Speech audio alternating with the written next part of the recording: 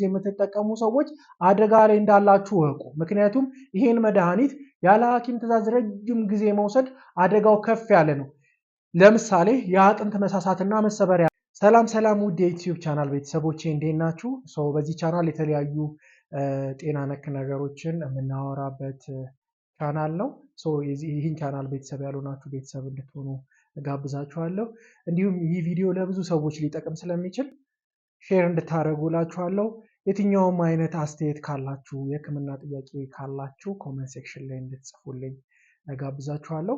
ዛሬ ይዤላችሁ የመጣሁት ብዙ ሰዎች የሚገጥማቸው ኢንክሉዲንግ ሚ የጨጓራ በሽታ ነው። የጨጓራን በሽታ በተመለከተ አንዳንድ ነገሮችን በዚህ ቪዲዮ ስራ አወራለሁ።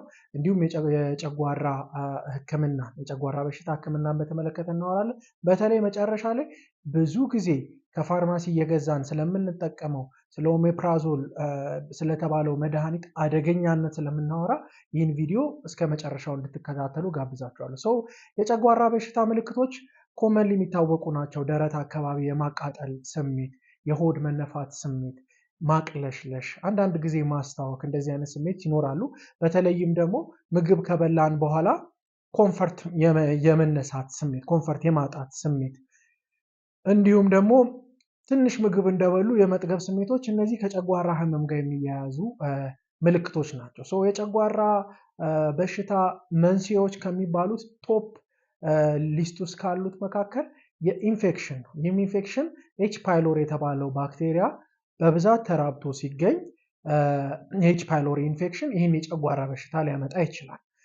ኤች ፓይሎሪ ኢንፌክሽን የሚፈጠርበት ምክንያት ይህ ባክቴሪያ በባህሪው እዛ አካባቢ ያለውን አሲድ ልክ እንደ ለም መሬት ስለሚያየው ያ አሲድ እንዲያድግ እንዲበዛ ምቾት ስለሚሰጠው የዚህ ባክቴሪያ መራባት አደገኛ በሽታ ያመጣል።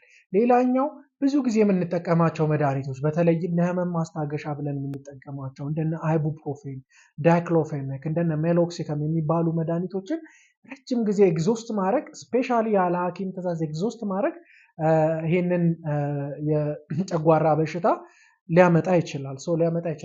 ኤች ፓይሎሪ ባክቴሪያ ቴስት የሚደረገው ከሰገራ ሳምፕል ተወስዶ ወይም ደግሞ ዩሪያ ብሬስ ቴስት በሚባለው ከአፋችን በሚወጣ አየር ባክቴሪያውን ቴስት ማድረግ ይቻላል። ከሁለት አንዱ መንገድ ቴስት ተደርጎ ባክቴሪያው ፖዘቲቭ ከሆነ ይህ ባክቴሪያ መታከም ስላለበት፣ ይህ ባክቴሪያ መወገድ ስላለበት የራሱ የሆነ የህክምና ፕሪንሲፕል አለው። ብዙ ጊዜ ይህን ነገር ተጠቅማችሁ ልታውቁ ትችላላችሁ። ሐኪማችሁ ከ10 እስከ 14 ቀን 3 አይነት መድኃኒት፣ አንደኛው መድኃኒት ከምግብ በፊት የሚወሰድ እንዲሁም ደግሞ ሌሎቹ መድኃኒቶች ከምግብ በኋላ የሚወሰዱ በስም ብዙ ጊዜ ኦሜፕራዞል፣ አሞክሳሲሊን እና ክላሪትሮማይሲን የሚባሉ መድኃኒቶች ኮምባይን ተደርገው ይሰጣሉ። ብዙ ጊዜ ይህንን መድኃኒት ሲወስዱ ታካሚዎች አንዴ ኤች ፓይሎሪ ባክቴሪያ ፖዚቲቭ ነው ከተባለ በኋላ የምናስተውለው ነገር ቢኖር የእነዚህ መድኃኒቶች ሳይድ ኢፌክት ከሁለተኛው እስከ 3ኛው ቀን ይጀምራል። ይህም እንደ ማስታወክ አይነት፣ እንደ ማቅለሽለሽ፣ መድከም ስሜት፣ የማዞር ስሜት ኤክስፔክትድ ሳይድ ኢፌክቱ የመድኃኒቶቹ ሳይድ ኢፌክት እንጂ ከበሽታው የመጣ እንዳልሆነ ማወቅ ያስፈልጋል። ነገር ግን እነዚህ ስሜቶች የሚጠነክሩ ከሆነ ከፍተኛ የሆነ ማስቀመጥ፣ የማዞር ስሜቱም ከባድና የሚረብሽ ከሆነ እቤት ሆናችሁ ሳይሆን መድኃኒታችሁን ማቆም ያለባችሁ ሐኪም ጋር በመቅረብ ዲስከስ አድርጋችሁ ማቆም ይኖርባችኋል እንጂ በራሳችሁ እንዳታቆሙ አስጠነቅቃችኋለሁ። ምክንያቱም በሽታን የተላመደ ባክቴሪያ አሁን በየቦታው አንቲባዮቲክ ወይ ጸረ ባክቴሪያን የተላመደ ባክቴሪያ በየቦታው ኖቲስ እየተደረገ ስለሆነ መድኃኒት ስታቆሙ ያለ ሐኪም ምክርና ያለ ሐኪም ትዕዛዝ እንዳይሆን እመክራችኋለሁ። ሌላኛው ባክቴሪያው ፖዚቲቭ ባትሆኑ ኔጌቲቭ ቢሆን ሐኪማችሁ የሚያደርገው ምንድነው? ከ4 እስከ 8 ሳምንት እነዚህን አሲድን የሚቀንሱ በተለይ ፕሮቶን ፓምፕ ኢንሂቢተር የሚባሉትን እነ ኦሜፕራዞል፣ ፓንቶፕራዞል፣ ኢስሞፕራዞል እነዚህን መድኃኒቶች ሊሰጣችሁ ይችላል። እረፍት እንዲያገኝ ከዚህ አሲዲክ ኢንቫይሮንመንቱ ቅድም እንዳልኳችሁ ይህ አሲዳማ መሬት ጨጓራ ጋር ያለ ኢንቫይሮንመንት ለዚህ ባክቴሪያ እድገት ትልቅ አስተዋጽኦ ስላለው ይህንን መቀነስ ይሆናል ማለት ነው የሐኪማችሁ እርምጃ። ሌላኛው ከዚህ ጋር በተያያዘ ከጨጓራ ወደ ኋላ ምግብ ሲመለስ የሚመጣ ህመም፣ ይህንን ጋስትሮኢሶፋጂያል ሪፍሌክስ ዲዚዝ የምንለው ብዙ ጊዜ በአማርኛ ቃር ይባላል። ይህ ነገር የሚሆነው ከጉሮሮ ጫፍ በታች በኩል ወደ ጨጓራ መተላለፊያ ጋር ያለ ስፊንክተር የምንለው ወይም ደግሞ በአማርኛ በቀላል ቋንቋ እንደ ቫልቭ አይነት ነገር አለ። ምግብ ሲገባ ኮንትሮል አድርጎ በኮንትሮልድ መንገድ እንዲገባ የሚያደርግ የዛ ቫልቭ ችግር ምግብ ወደኋላ እንዲመለስና የቃር ስሜት እንዲኖር ያደርጋል። ይህን በሕክምናው ጋስትሮኢሶፋጂያል ሪፍሌክስ ዲዚዝ እንላለን። በተጨማሪም ጋስትሮኢሶፋጂያል ሪፍሌክስ ዲዚዝ ያለባቸው ታማሚዎች እንዲሁ ከማቃጠል ያለፈ ለየት ባለ ምልክት ሊመጡ ይችላሉ። በተለይም ሳል፣ ኮንስታንት የሆነ ሳል፣ ፐርሲስት የሚያደርግ ሳል ሊኖራቸው ይችላል።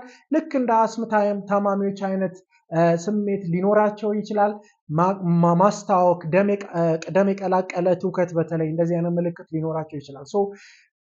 በእንደዚህ አይነት ሰዓት አሁንም ሕክምናው የሚሆነው ሐኪሙ በመጀመሪያ ደረጃ የህይወት ዘይቤያችሁ እንድትቀይሩ ሊመክራችሁ ይችላል። የህይወት ዘይቤ መቀየር ላይ ቶፕ የምናወራው ኪሎ ስለመቀነስ ነው። በተለይ ወፍራም ኦቨርዌይት ለሆኑ ሰዎች ኪሎቸው እንዲቀንሱ ይመከራል። እንዲሁም ደግሞ የአመጋገብ ስታይላችሁ በተለይ ከመተኛታችሁ ከሁለት እስከ 3 ሰዓት ቀደም ብሎ ብትመገቡ ሞር ይሄ ሪፍሌክስ ወደኋላ ምግብ የመመለሱ ነገር ስለሚቀንስ ይሄንን እንመክራችኋለን። በተጨማሪም ስትተኙ በተቻለ መጠን ጭንቅላታችሁን 15 ዲግሪ ከፍ አድርጋችሁ ትራስ ብትጠቀሙ ሪፍሌክሱን የመቀነስ ባህሪ ስላለው ይህን ብታደርጉ መልካም ነው። በተጨማሪም አመጋገብን በተመለከተ በተቻለ መጠን አልኮልን ማስወገድ፣ ቡናን ማስወገድ፣ የለስላሳ መጠጦችን በተቻለ መጠን ማስወገድ በጣም ኔሰሰሪ ነው። ምግብ በተለይ ደግሞ ቅመማ ቅመም የበዛባቸው ስፔሲፊክ እናንተን የሚረብሹ ምግቦችን በተቻለ መጠን መቀነስ ያስፈልጋል። ሌላው ሲሪየስሊ ላወራችሁና ላስጠነቅቃችሁ የምፈልገው ያለ ሐኪም ትዕዛዝ በተለይ ኦሜፕራዞል፣ ኢስሞፕራዞል፣ ፓንቶፕራዞል የተባሉ ፒፒአይ ፋሚሊ የምንላቸውን ፕሮቶን ፓምፕ ኢንሂቢተር ፋሚሊ የምንላቸው መድኃኒቶች ከየፋርማሲው እየገዛችሁ ኤግዞስት ለምታደርጉ ለረጅም ጊዜ የምትጠቀሙ ሰዎች አደጋ ላይ እንዳላችሁ እወቁ። ምክንያቱም ይሄን መድኃኒት ያለ ሐኪም ትዕዛዝ ረጅም ጊዜ መውሰድ አደጋው ከፍ ያለ ነው። ለምሳሌ የአጥንት መሳሳትና መሰበር ያመጣል። እንዲሁም የተለያዩ ቫይታሚን እጥረቶች እንዲኖሩና ለከፋ በሽታ ተጋላጭነትን ይጨምራል። በተጨማሪም ደግሞ ጨጓራችን፣ አንጀታችን ውስጥ የሚገኙ ሄልዚ የምንላቸው ኖርማል ፍሎራ የምንላቸውን ባክቴሪያዎች እድገት በማዛባት አደገኛ ባክቴሪያው ቁጥሩን እንዲበዛ በማድረግ በተለይም ኮሊስትሪዲየም ዲፊሲል የተባለን ባክቴሪያ እንዲበዛ በማድረግ ከባድ የአንጀት ኢንፌክሽን እንዲከሰት ያደርጋል። ስለዚህ አደራችሁን ሐኪም ሳያዝላችሁ ይሄን መድኃኒት ዝም ብላችሁ ኤግዞስት አታርጉ። ሐኪም በተለያየ ምክንያት አንድ ታካሚ እንዲጠቀም ሊመክር ይችላል።